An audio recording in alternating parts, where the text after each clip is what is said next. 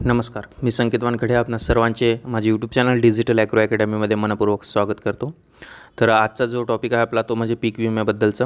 तर पीक विमा योजनेचा जो शेवटचा हप्ता आहे तो लवकरच त्या ठिकाणी जमा होणार आहे। म्हणजेच की कंपन्यांकडून सरकारला जे आहे 2300 कोटींचा परतावा त्या ठिकाणी मिळणार आहे। पंतप्रधान खरीप पीक विमा योजनेमध्ये 7600 कोटी रुपयांचा एकूण पीक हप्ता कंपन्यांना देण्यात येणार आहे। राज्य सरकारकडून आतापर्यंत सुमारे 6584 कोटी रुपये अदा करण्यात आले आहेत। शेवटचा 1000 कोटी रुपयांचा हप्ता येत्या 2 ते 3 दिवसांमध्ये कंपन्यांकडे जमा होईल। एकूण पीक विमा हप्त्यातून नुकसान भरपाई वगळता शिल्लक राहिलेल्या रकमेतील 20% रक्कम कंपन्यांचा नफा गृहीत धरल्यास कंपन्यांकडून राज्य सरकारला सुमारे 2300 कोटींचा जो आहे तो परतावा मिळणार आहे। प्रस्ताव जो आहे तो मंजुरीसाठी वित्त विभागाकडे आलेला आहे।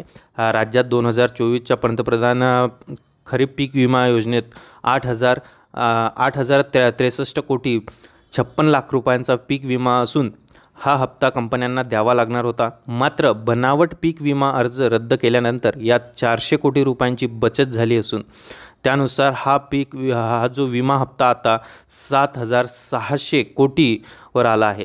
यापैकी राज्य सरकारकडून व केंद्राकडून मिळणाऱ्या अनुदानातून कंपन्यांना 6584 कोटी 92 लाख रुपये देण्यात आलेले आहेत। राज्य सरकारकडून सुमारे 1000 कोटींचा शेवटचा हप्ता कंपन्यांना देण्यात आलेला नाही।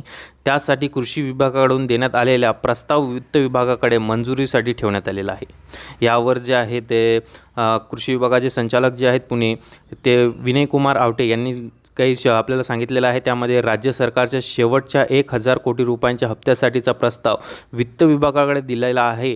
येत्या 2-3 दिवसात तो मंजूर होईल। त्यानंतर शेतकऱ्यांचा उर्वरित नुकसान भरपाई दिली जाणार आहे असे या ठिकाणी जे आहे ते विनय कुमार आवटे जे की संचालक आहेत कृषी विभाग पुणे यांनी या ठिकाणी सांगितलेलं आहे। तर हा पीक विमा जो आहे तो लवकरच जमा होणार आहे। येत्या 2 ते 3 दिवसात तो मंजूरसुद्धा होणार आहे असे सुद्धा या ठिकाणी सांगण्यात आलेलं आहे। तर ही एक छोटीशी अपडेट होती जी सर्व शेतकऱ्यांपर्यंत पोहोचवायची होती। धन्यवाद।